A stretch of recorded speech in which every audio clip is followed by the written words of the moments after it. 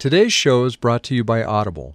Visit drjoelwade.com, scroll down, and click the Audible banner to get 2 free audiobooks and start your free Audible trial today. You are now listening to the Mastering Happiness podcast with Dr. Joel Wade. Today I'd like to take a look at what happiness has meant in history and just how very far we've come toward a kinder, less violent, more compassionate, and more humane world. I'm Joel Wade, and welcome to today's podcast. Do you think of yourself as happy? Depending on when in history I asked you this, it would mean something very different. Today, we live in a time where our overall health, opportunities, and options would be considered nothing less than miraculous to our ancestors. Practical knowledge of how our choices, thoughts, and habits affect our own experience allows us to be active participants in our own happiness in ways that would have likely mystified most people through history. The ancient Greeks would say that we, as a culture, are incalculably lucky or blessed. I think most of us would acknowledge that, but we'd also think that the creative acts of relatively free, conscious people had something to do with our blessings as well. In a way that the ancients couldn't fathom, we have today the potential to more actively pursue the virtues that bring greater happiness. Herodotus, in his book The History, explores the meaning of happiness in the interchange between Croesus, the wealthy and powerful king of Lydia, and the sage Solon, lawgiver and traveler from Athens. Croesus asks Solon, "Who's the happiest man in the world?" Believing that he is that man, Croesus is really just asking for confirmation of his belief. To the king's dismay, Solon tells him that the happiest man is actually an Athenian named Tellus. While Croesus possessed great wealth and treasure, Tellus had lived a good life with healthy children and grandchildren at a time when his city was prospering. And then he died gloriously in battle, for which he was richly honored. In a day and age where, even in the best of times, life was still very harsh, the measure of a happy life was one that was endured well. At a time when most children would die within their first few years, and war and violence were much more pervasive than they are today, to last through adulthood, achieving some success, and ending in a noble death, that was happiness. The measure of happiness in those times wasn't something that people would assess during life, but only when the race was finished. As Solon says to Croesus, "But before he dies, refrain from calling him happy. One should rather call him lucky."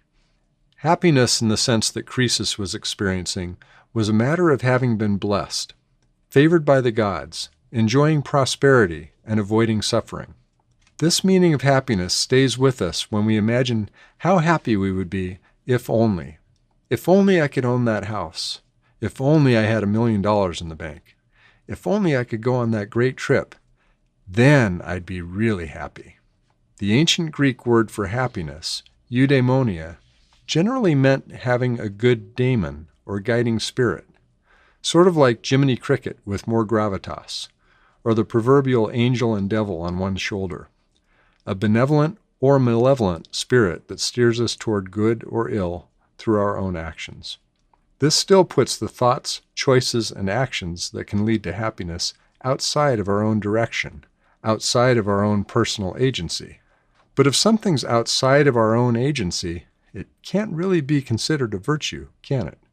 It was Aristotle, in his Nicomachean Ethics, who brought eudaimonia, and therefore happiness, into the sphere of one's own initiative. His observations in the Nicomachean Ethics have held up remarkably well, and this work can be seen as the philosophical foundation of the field of positive psychology. But the research today regarding what we can actively do to improve our overall well-being is impressive, even compared with a couple of decades ago, much less the approximately 2,500 years since Aristotle. That same research has shown us, for example, that while positive emotions are indeed part of an overall happy life, a focus on hedonism, searching for pleasure or excitement in the moment, is not the path to a happy life over time. We're back to Aristotle's conception of eudaimonia. My favorite definition of this word is success at being human, but with a great deal more specific understanding. Happiness in today's world takes consciousness. It takes self-responsibility, kindness, empathy, and a sense of purpose. A happy life today is a creative act, and it involves many of the virtues we commonly think of, such as courage, integrity, compassion, curiosity, and achievement. Part of what's different for us, and it's a very good cultural development, is the growth of abstract reasoning and the kind of empathy that this allows. When we take a deep look at human history, we find that most of our history did not have the kind of empathy and abstract reasoning as we as a culture enjoy today. We can see signs of how we've changed for the better over the millennia, and how that positive change has accelerated over the past several centuries. About 80,000 years ago, we see the first signs of trading, using tiny shells as jewelry and money. Trade, among other things, encourages empathy. When we trade, there's a benefit to wondering what other people, who are not members of our immediate family or tribe, are interested in, how they communicate, what their habits and customs are, how to approach them in a peaceful and respectful manner, and what we might bring to them to exchange for something they have that we want.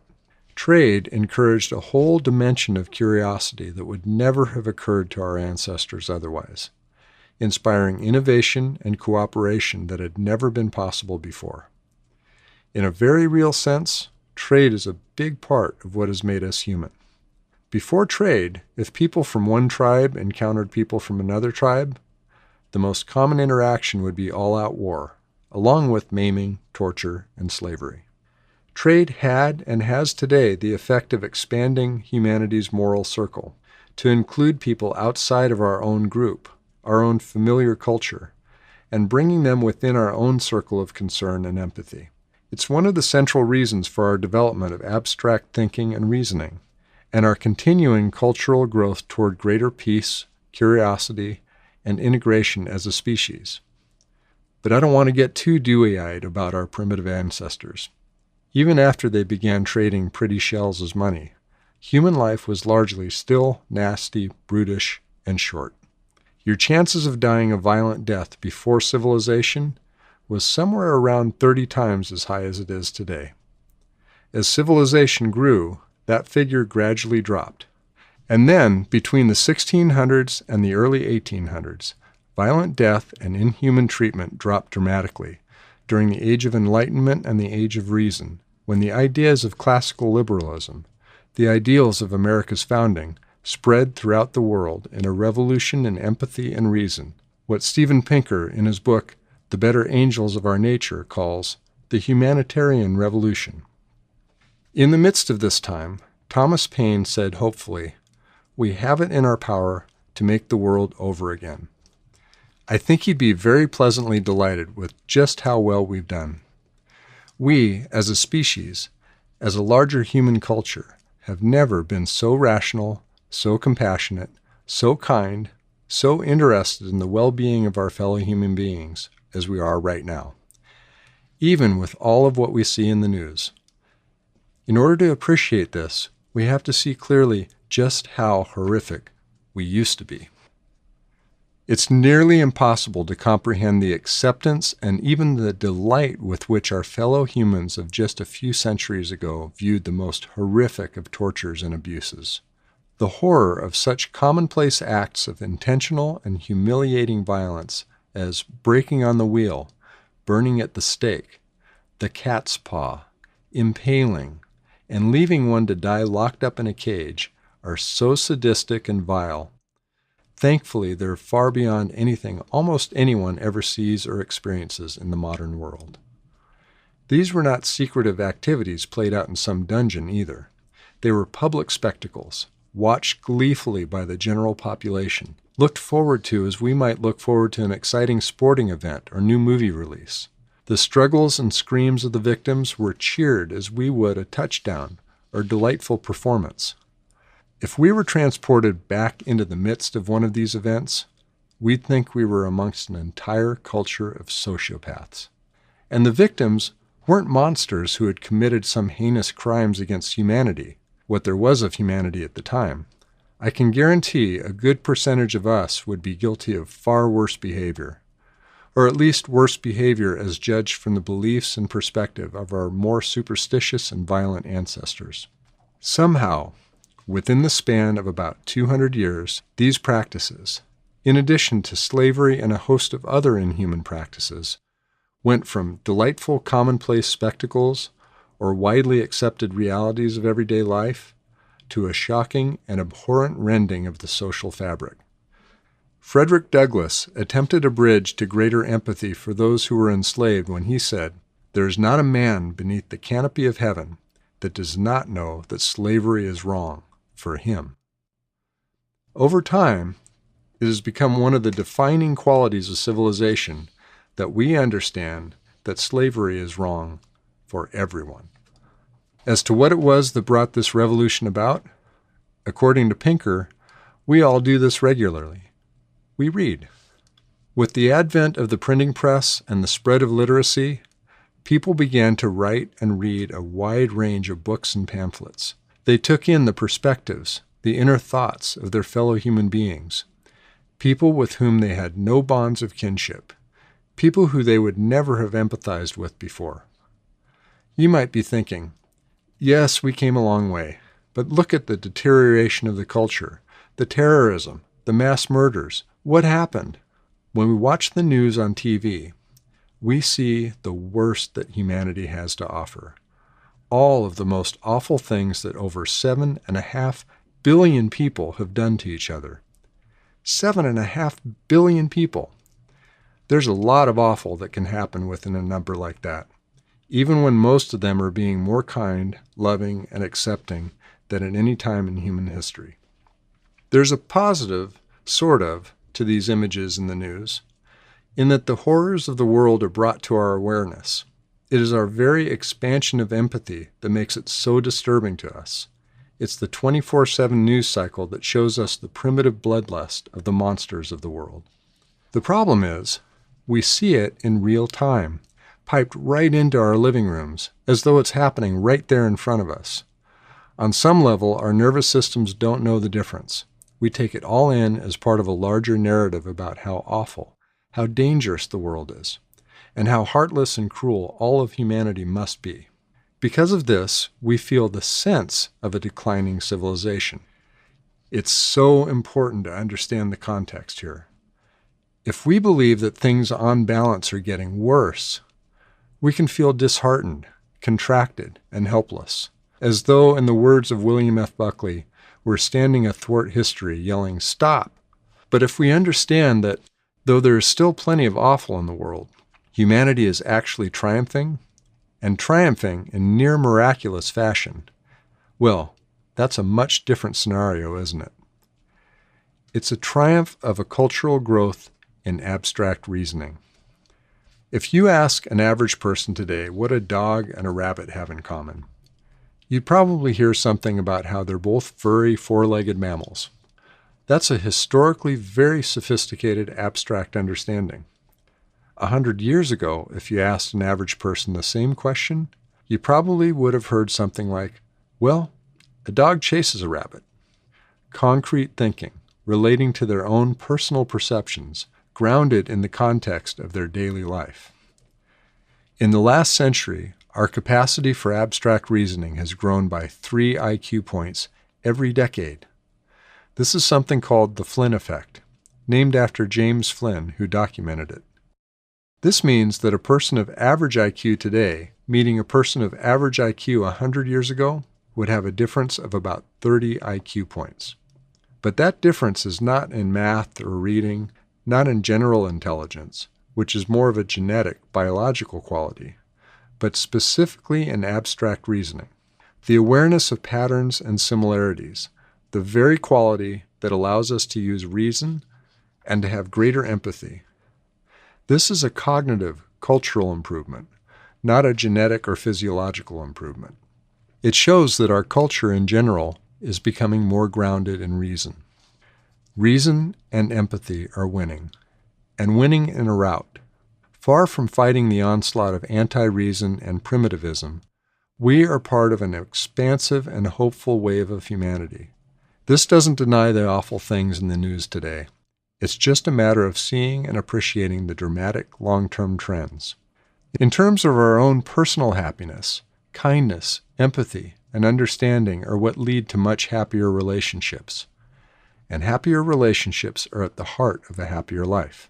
If you want to enjoy an immediate sense of happiness, the most powerful thing you can do is to do something kind toward another person. The most satisfying things you can spend your money on are experiences and other people. The fundamental quality that leads to greater empathy is curiosity. Curiosity about the other person's internal experience allows us to wonder such things like, what am I not understanding about this person? To bring our abstract reasoning to bear to imagine what they might be experiencing that leads them to think or feel or behave as they do. In my work with couples, the most common source of trouble comes down to a misunderstanding, which usually comes down to a failure to be curious about the other's experience, and assuming instead that we know what they're thinking or feeling and why. If you really want to make somebody angry, tell them what they're feeling, what they're thinking, and why they're feeling and thinking it. There's just no way of knowing another person's internal experience without consulting them about it. Being curious about what they're feeling and thinking is crucial for this. When we stop being curious, we treat the other person as a fixed entity, more like a thing than a person. When we keep our curiosity alive, we keep seeing them instead as a growing, learning, creative being. And that's a much more interesting and fun kind of a relationship to be in. As I've said before, happiness is a virtue because living a truly happy life requires virtue. Courage, empathy, kindness, self-responsibility, integrity, curiosity, these don't just happen automatically. They're skills that can be developed, virtues that can be practiced, as Aristotle would have advised, until they're habits. They require consciousness and, most importantly, a decision to make them a part of our lives.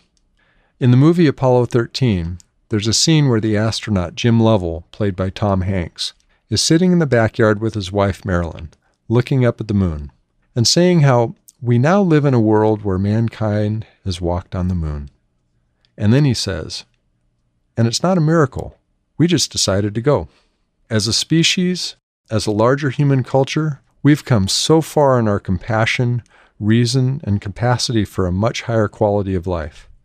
It's essential for our own strength, hopefulness, and inspiration as we tackle our own personal challenges to understand the truth that, in very real terms, by solid, objective measures, and without denying any of the awful that still goes on in the world, the better angels of our nature are winning.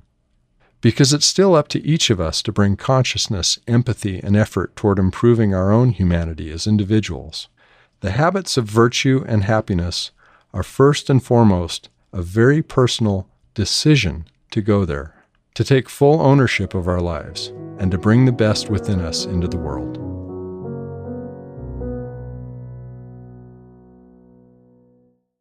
Today's show is brought to you by Audible.